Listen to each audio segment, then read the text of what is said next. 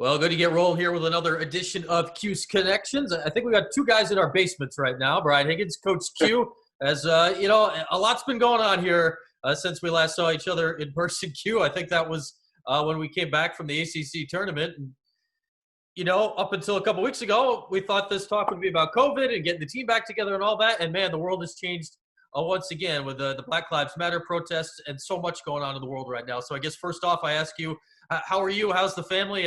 How's everybody doing in these strange times? Well, it's funny because you like you said, you go up to two different tangents, right? You're on the COVID thing. You think you got that figured out, and until you wash your hands and wear a mask, don't touch anything, don't touch anybody, and we get that under control. And then we bounce into this new situation to where you have this whole deal going on with the police brutality, and it's just a rough time right now. It's a rough time. We'll save the COVID part of it till the end because that's just kind of is what it is right now. But the Black Lives Matter, and you mentioned it, police brutality, the George Floyd murder that kind of really sparked what's going on right now. And now we're a few weeks after that. We're seeing college athletes around the country, professional athletes speaking out, coaches like yourself. I'm sure you've had conversations with your family, your team, your former players. I'm just curious, from your perspective, what has hit you the most out of all this as saying, wow, this is something right now? Well, I think the biggest thing that I've gotten out of it from a standpoint of communities and just of people in general is just the emotions are so high, and the emotions are kind of all over the place. I've been on a lot of calls and panels, and since the day it happened, I've been on a dozen calls or Zoom calls, whatever you want to do.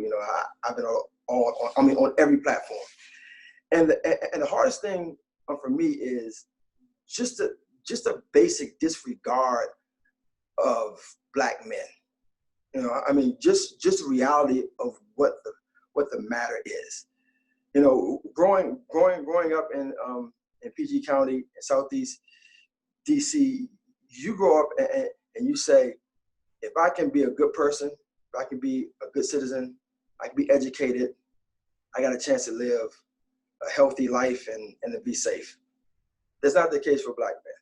It's just really not the case. You're taught at a young age. My dad would tell me, you have to comply with the law. If you get pulled over, how you should act.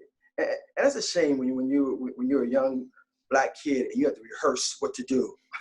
If you get pulled over at a traffic stop, that's hard. Or you're walking down the street and you get pulled over, and the cop wants to frisk you, want to ask you questions, and to think that you have to rehearse that is really tough. But it is the reality of the matter.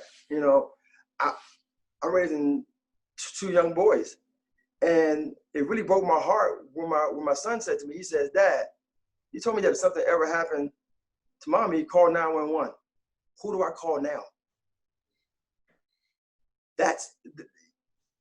It crushed me because that's what you teach. In case of an emergency, call 911. And you have young boys confused on what to do.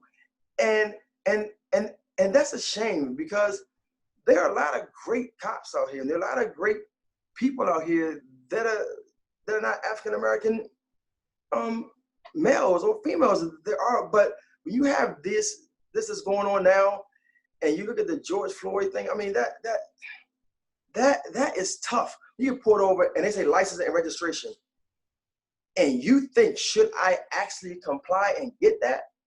Because there's a chance that you could get shot because you're reaching for something. That's real life as a Black man in society right now. When you think, when I put my hands behind my back and I put my hands above my head, I'm surrendering. I'm trusting you with my life. And to think that if you do one of those two things, that you could be shot dead as a Black male, that is scary, it's heartbreaking, it's tough, and it's not acceptable. There's just not a whole lot of ways to kind of slice that. You look at the protests and things that are going on, peaceful protests, then you see elderly people being pushed down. You're seeing young girls being pepper sprayed and hit with batons and things like that. It's tough, Brian. And I can tell you that the reality of being a Black male in this society, it is a tough time for us because we're all hurting, we're all angry. And yes, Black lives matter. Black men need to be around to raise their families and to raise respectable young men and just be around for your family. But it is just a really, really rough time, Brian. And it's just not good. You know, we have to find a way to get this under control. We cannot be in the streets just murdering Black men. I'd say, Q, I mean, you said a lot there, and it rings true, but, I mean, this is not a secret. You're Black, I am white. We've known each other for a long time. I mean, what, 15, 16 years Yes. now? We've talked about stuff like this, you know, every now and again. Absolutely. But it's one of those things that, I guess from, you know, my perspective, you tell the stories, but you say the pulled over by the cops thing. I had this thought the other day when people were talking, you know, I don't know who it was, somebody on the news was saying something similar to you. I see lights behind me. The first thing I do is I look down to see if I was speeding. Like, Sure. you're going through like 9 other thoughts, right? Like, I just look down. Is that for me? Nope. And, you know, I move on. And you're going through, right? You're going through a whole thought process of 28 other things. You're going through, you hope it's not for me. Yeah, I'm just looking down. All right. 64, Well, you I'm see, good. You're hoping and you're praying that you don't have to be put in that situation where you're at a severe disadvantage going into that situation just because you're a Black male. It's tough. You know what I thought of the other day, Q, and it sort of goes on this whole thing. We've talked about the major it's all the same problem here, but it's the big thing and the small thing, right? This has been going on literally for hundreds of years, and that's not something that can be solved in a day. But then there's the small things like you're talking about, like the individual events, which maybe we can do some work on. Like nobody's going to fix 400 years of oppression in an afternoon, but there are these little things. Like I remember we were out to a meal sometime somewhere, and nothing happened. But I distinctly remember this. You know, we pay the check, whatever. We leave a tip in cash, and I'm prepared to leave the thing on the table, get up and walk out. You're like, hey, bring that over to the server. I'm like, what are you talking about? But, you know, that's not to the grand scale. You're not going to get shot, but that's, hey, you got to watch out, right? I mean, that's stuff you're learning from your dad, and I know you said that, and it's things like that which is the difference of this whole thing. It's no question. It's just it's 2 different situations for 2 different people, and that's not how it should be. It should be equal. We should all be able to do the same thing as Americans. Be able to walk the same streets, eat the same things, do the same things, and have the same outcome. And that's just not how it is. You know, you think about this, Brian. You have white men shoot a Black boy, and it takes days for an arrest when you know who did it. Mm-hmm. That for me is unbelievable, because the real deal is, right, you detain and you question, then you let go. Not you assume that something else happened and then you go get them. That's not our life. I don't know anyone that could, with a conscious mind, think that that's okay. And again, let me back up. That's my opinion. But that just doesn't feel right. It's scary, and it's really unsettling. It's really unsettling. And the unfortunate part about it is, Brian, you and I are friends, and I don't see you any different than I see me, and I know you don't either. But to think that some people actually feel that in their hearts is really unsettling. It's really unsettling. It is. I mean, this is just me guessing here. You'd be able to say if I'm right or wrong on this, but I'm imagining you get it differently depending. Like in Syracuse, you're a known person now. Like you go around town, and most places you go into, you'll be recognized or somebody there. I mean, if you go to the store, so the odds are a restaurant. The odds are somebody knows who you are. Do you see, I guess, a change in attitude if you're out of town or in Syracuse at a place where it's not that, where there you're just there you're a black guy, and here maybe your coach Q. Do you notice a difference in how you are responded to when those situations are different? No question. No question. It's a totally different deal. When I'm on the road with recruiting, I'm in a rental car. I'm driving in another state. I'm in Maryland.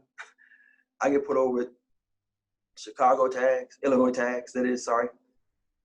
And you're in a rental car, your heart automatically starts racing as a black male, because you're not in your environment, you're not in your places where you're comfortable.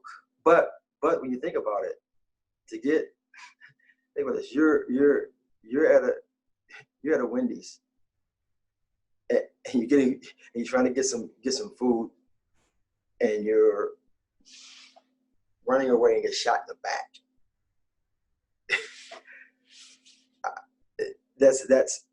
I don't think you feel that way at a Wendy's, because you're in your comfort zone. You have a guy jogging and gets shot. He's obviously jogging in a neighborhood that he feels comfortable jogging in. Guys obviously going to a Wendy's that he feels comfortable. The problem now is you're in your comfortable settings and surroundings, and it's happening to you. So now if you're not safe in your community and you're not safe in your own home, think about it. They went to the home and shot a young black girl in the back. She was in her home. You can't be in a home. You can't be in your community. You can't be at a Wendy's. That's tough. I say if you can't nose around at like a house being built in your neighborhood, like who doesn't do that? There's a house being built in I could walk there. I'd be there 10 minutes right now. They just put up the foundation last week. I did this morning going for a walk. I did this morning walking up the street, and someone was putting up a new shed. And I kind of looked around there to see. You can't help yourself. Of course. Yeah. Of course.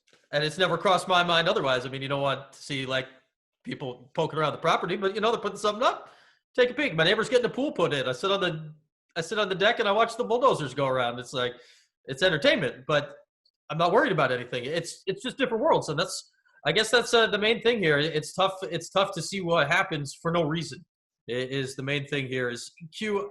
I'm curious, I guess, about I mentioned that it's different for you if you're here or not here, but when you are here, I mean, you are a person now who's a black man, but you are in a position of, however much it is, you are in a position of some power.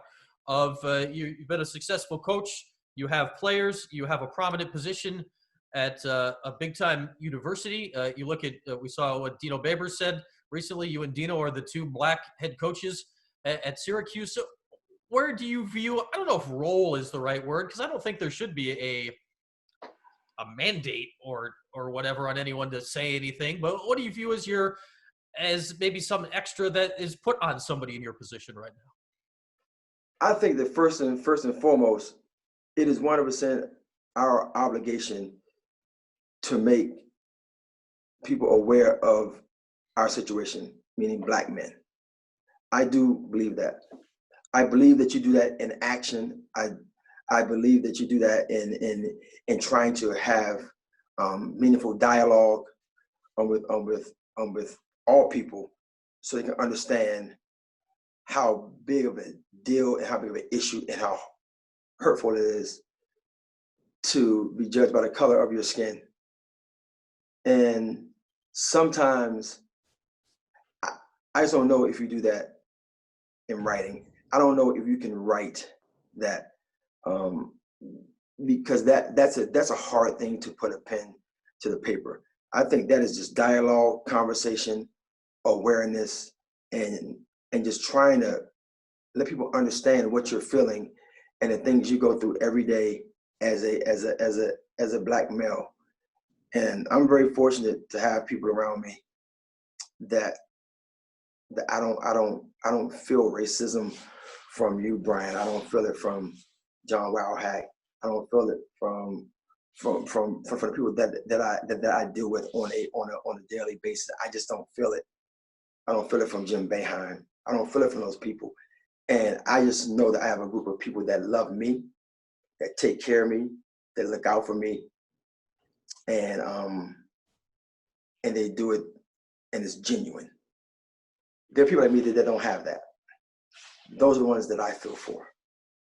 But also not excluding myself, because it takes the one person who doesn't know that you're Coach Q, or doesn't know who you are. And it shouldn't matter, trust me. And that's what the other thing that really bothers me, that it matters, it may matter who I am to someone that they wouldn't harm me, but another Black male who is exactly like me, who is the same, they can't get the same treatment. And that's bothersome. You mentioned that, and you say in the Syracuse, community like that, and certainly top down university athletic department, it's good for you. But there's got to be, whether it be yourself or others that maybe have not spoken out publicly about this stuff in the past, right? I wouldn't want to say like in fear of your job specifically, right? But I'd imagine there are coaches in your position where, all right, if you're outspoken about something, well, don't have 2 bad years or 1 bad year, right? Like you don't want to, you're combining those two things in a way that maybe shouldn't be combined, where who knows if it will be. I guess hopefully now people feel more comfortable of speaking out without repercussions for that. And who knows if that'll be the case. Yeah, sure. And I think that when I think your immediate responsibility has to be to hold and grab your family, to make sure that you have your house in order first, whether it's your family or your team or certain individuals that that are very, very close to you. And I think that you have a responsibility to them first and foremost, and then you definitely have a huge responsibility to the community, to try to educate people just on how you feel. And I think that when you can talk about how you feel in a open and free forum, and have people just listen, is important. I think that we have to put some things in action that can create change, that can just stop the brutal murders of Black men and of Black people. It's tough, B. It is. It's really tough, and it's been tough through this time. But at some point, you just have to put some things in action and hope they change. Yeah, I believe this is true. I think you're still the only Black male head coach of a women's basketball Final Four team. I believe that was a true statement there. So it puts you in a position that others aren't in, which is interesting. And I'm curious, how have you, or do you plan to address this with your team, or it's not a one-off conversation? How does it affect you going forward with your team, where you look at, the roster's always changing, but there's Black players, there's white players, there's European players. Tiana's an Australian player with some, I guess, Aboriginal background and part of her family tree. You've, on your roster over the year, you've had Black Canadians, white Canadians, every country in Europe. Camilo Cardozo's coming in this year from Brazil. You've run the gamut over the world. So how do you, I guess, combine those two things with what is a diverse roster versus this tough conversation to have? I think you have to. I believe in this in coaching players. I believe in this in this situation right now with your family, and they are my family. You have to approach things in a way that you're comfortable, that you're not making them uncomfortable. I never wanted to make my players uncomfortable. I never wanted to make them feel any kind of way. I wanted them to have the freedom to express the way they feel. I sent out a text to my players, just told them how they make me a proud man. They make me a proud man, because they play hard for me. Our success is all about our players. And I told them how proud of a man they make me, and how their performance and the things they're doing for this university and for me is allowing me to provide for my family. And I'm so indebted to them. I think coaches get to the point where they think they're great coaches. You have some bad players. see how good a coach you are. Have them not go hard for you.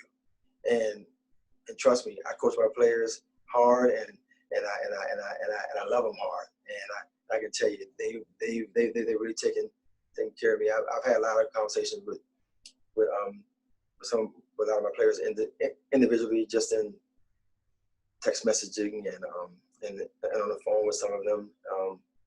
I just didn't. That's a tough Zoom conversation to have. You know, I can't wait to just continue just have open dialogue with them. I was on a panel with three of our players. I don't think there's a right or a wrong way to address this issue. I think you have to address it in the way that you feel comfortable and the way you think that will be effective. And we've had conversations with I've had conversations with some of my players, and I just think that, you know, it's been good, and their emotions are all over the place. They have a lot of questions. I mean, you know, I coach a women's sport, and they just don't understand. They don't know. A lot of it is just not knowing is the problem. A lot of times, just not knowing what the situation is.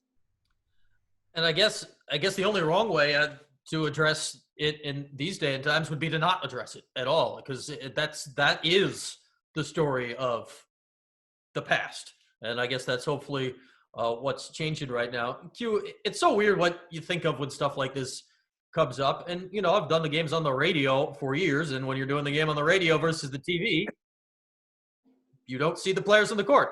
And I've thought about this in the past, and I don't know if there's a right or wrong answer in there, but there's been black players, there've been white players. I can't think I've ever identified on the radio, oh, the black woman is dribbling or the white woman is dribbling.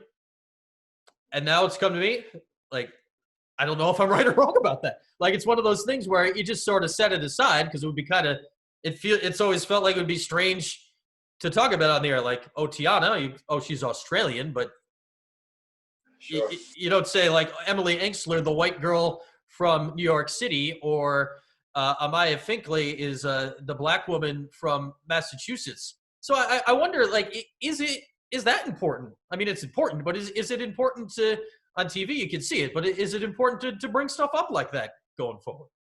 Let me flip it the other way. When they say the black quarterback, right? That's like a big deal, and it shouldn't be. A black male going to the championship game of the Final Four. That should not be a big deal. The first black golfer, the first black NASCAR driver. That's when you know that there's still a lot of work to do when we got to have rules to hire African-American males in football, which is a predominantly African-American male sport. You have rules for that in football and basketball. And they got names, the Rooney Rule. I mean, when you think about that alone, you got a long way to go. Well, I said this. You said the black quarterback. Syracuse had three of them essentially right in a row that are as good as ever could have been with Don McPherson, the guy from your part of the country, and Marvin Graves and Donovan McNabb. And they were all great college quarterbacks. McNabb, we know what he did with the Eagles and had a phenomenal, potentially Hall of Fame professional career. My theory has always been, if, like, their birth dates had been switched, whoever had been born in McNabb's year would have had his pro career. And if McNabb had been born a decade earlier, he would have been like Don McPherson and wouldn't have gotten a crack. Now, I don't know if I'm right or wrong, but that goes into what you're saying, where maybe by 98, Donovan McNabb was starting to become a quarterback, but Don McPherson was a black quarterback back in 1987. And the part about it too, when you go forward, when you think of black quarterback, and you know this to be true because you're a sports guy. You think of a black quarterback, you're thinking their major skill set and his strength is going to be what? Running. And what is a quarterback supposed to be really known for? Throwing. There you are. Well, look at Lamar Jackson. I mean, he's a phenomenal runner. He's the reigning league MVP. He's now going to be on the Madden cover for the next game. But you talk about, and you've said it, in credit to your parents who did a great job. and I never met your dad, but your mom's a delight. But Lamar was raised by his mom, and all those schools were recruiting him to play defensive back, and his mom just kept saying, "He's a quarterback. He's a Think, quarterback." think about that. You have quarterbacks that are quarterbacking at BCS schools or national championship games, and they're on draft days talking about not being a quarterback. Yeah. that's that's. Can you be a quarterback or a wide receiver? I just won a national championship playing quarterback. Like, I probably can't be a wide receiver. I've never done that. That's right. I can do it all, and that's a good thing about that too as well.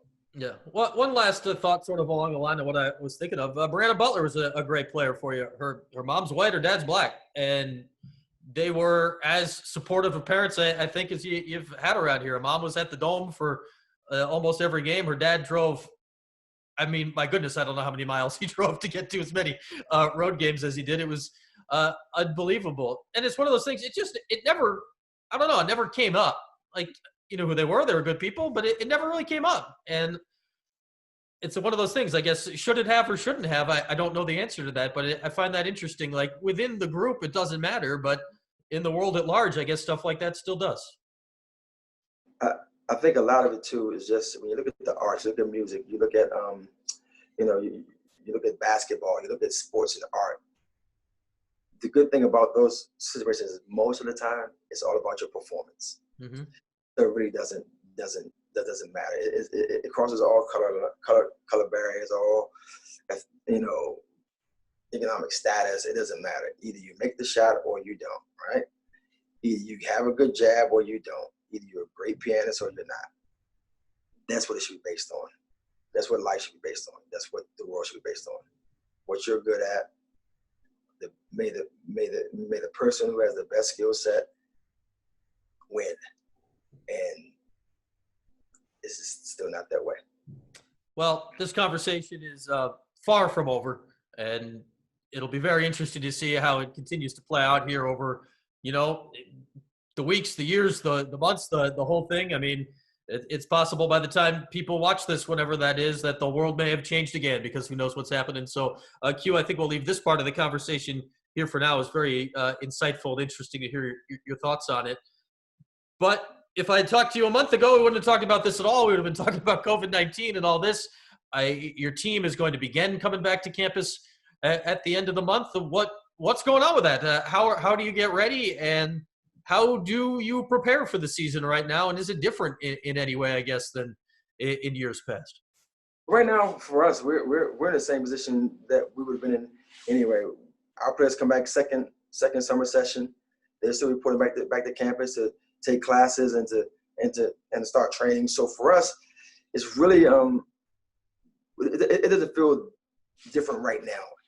It'd be different when they get on campus and we have to take all the precautions that we definitely should to make sure that we keep our student athletes safe, to keep our staff safe, and keep our community safe. We're gonna do all the things that we need to do in that realm. But right now, it's no different. It's the same, and just looking forward to them getting back all back healthy. Well, hopefully, I know Tiana just passed a year from her cancer diagnosis, and what a year it's been for her, and hoping to have her back on campus sooner than later. But I guess that's the hope now, isn't it, Q, that the return to campus, and who knows what's going to happen here with health and whatever this virus is going to do going forward, that, my goodness, I guess we're hoping the season goes off as planned, because it looks like you're going to be stacked here this year if everything can go off as you'd like. Absolutely. We're bringing in the number 4 class in the country, 2 top 10 prospects out of high school, 2 McDonald's All-Americans, and returning a lot. Hopefully Tiana gets back and she's healthy. We have a chance to be as good as we've ever been, and I'm really excited about our team. We have very, very good young talent coming in. We have a very good veteran group coming back. So I'm super excited and just ready to play the season. All right, Q. I think we've been going at it long enough for now. I'll say this: I hope anyone who's watched this whole thing, I hope they appreciate the real talk that you've given out there today to show people how the world really is, to walk in your shoes, or people that have experienced the same things as you. So I really appreciate that. And Q, good to see you, even if it's not in person, and I'm sure we'll be in the same room again before too long. Absolutely. Thank you, Brian. I appreciate you, man.